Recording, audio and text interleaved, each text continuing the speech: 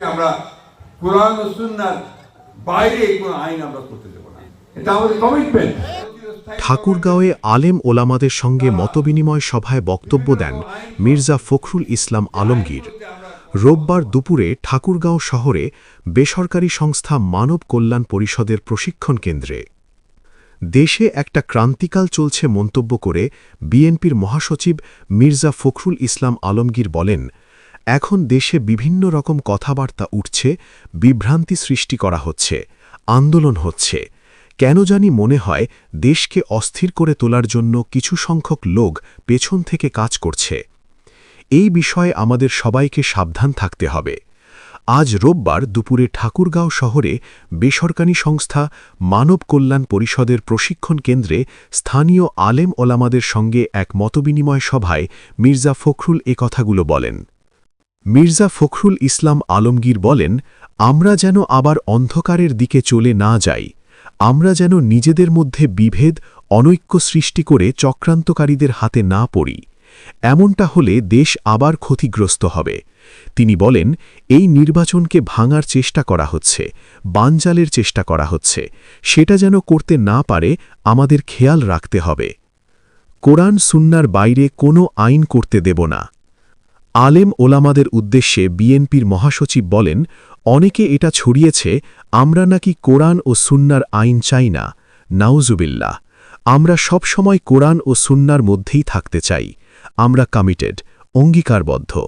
এই দেশে আমরা কোরআন ও সুন্নাহর বাইরে কোনো আইন করতে দেব না। এটা আমাদের কমিটমেন্ট।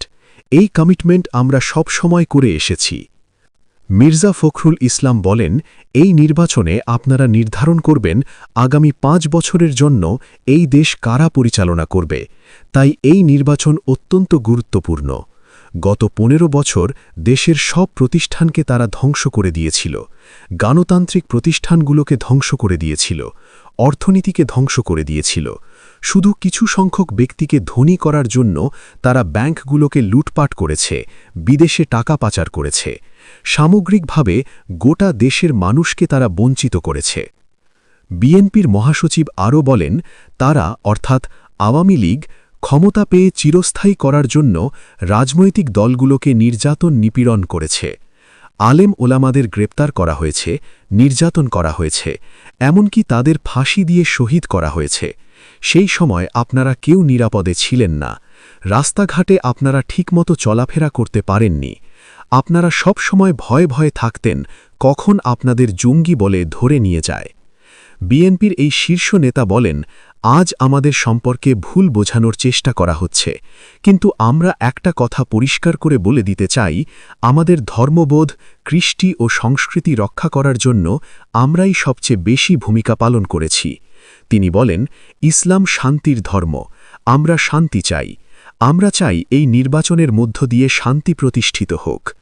সভায় জেলা বিএনপির সভাপতি মির্জা ফয়সল আমিন, সাধারণ সম্পাদক পয়গাম আলী সহ জেলার আলেম ওলামা, ধর্মীয় ব্যক্তিত্ব ও বিএনপির স্থানীয় নেতাকর্মীরা উপস্থিত।